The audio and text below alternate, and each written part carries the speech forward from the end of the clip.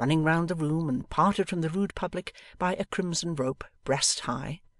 divers sprightly effigies of celebrated characters, singly and in groups, clad in glittering dresses of various climes and times, and standing more or less unsteadily upon their legs, with their eyes very wide open, and their nostrils very much inflated, and the muscles of their legs and arms very strongly developed, and all their countenances expressing great surprise. All the gentlemen were very pigeon-breasted and very blue about the beards, and all the ladies were miraculous figures, and all the ladies and all the gentlemen were looking intensely nowhere, and staring with extraordinary earnestness at nothing.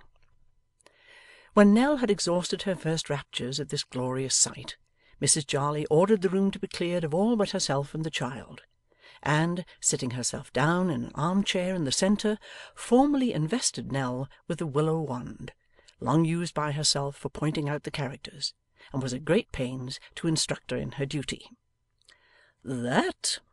said Mrs Jarley in her exhibition tone, as Nell touched a figure at the beginning of the platform, 'is an unfortunate maid of honour in the time of Queen Elizabeth, who died from pricking her finger in consequence of working upon a Sunday. Observe the blood which is trickling from her finger, also the gold-eyed needle of the period with which she is at work.' All this Nell repeated twice or thrice, pointing to the finger and the needle at the right times, and then passed on to the next.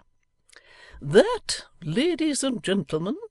said Mrs Jarley, 'is Jasper Packlemerton, of atrocious memory, who courted and married 14 wives, and destroyed them all by tickling the soles of their feet when they were sleeping, in the consciousness of innocence and virtue.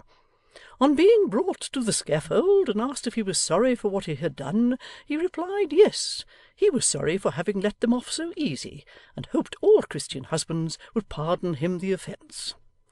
Let this be a warning to all young ladies to be particular in the character of the gentleman of their choice. Observe that his fingers are curled as if in the act of tickling,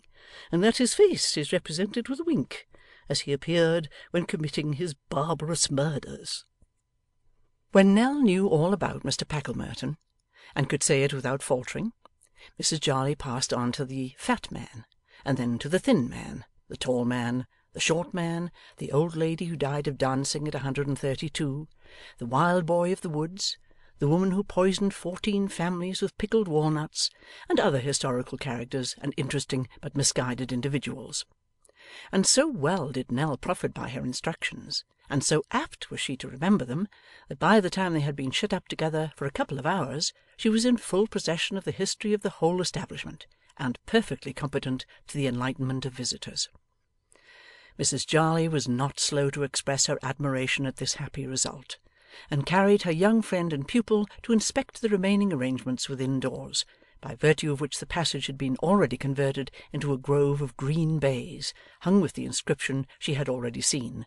Mr Slum's Productions, and a highly ornamented table placed at the upper end for Mrs Jarley herself, at which she was to preside and take the money, in company with His Majesty King George the Third, Mr Grimaldi as clown, Mary Queen of Scots, an anonymous gentleman of the Quaker persuasion, and Mr Pitt holding in his hand a correct model of the bill for the imposition of the window duty. The preparations without doors had not been neglected either, and none of great personal attractions was telling her beads on the little portico over the door, and a brigand with the blackest possible head of hair and the clearest possible complexion was at that moment going round the town in a cart, consulting the miniature of a lady. It now only remained that Mr Slum's compositions should be judiciously distributed,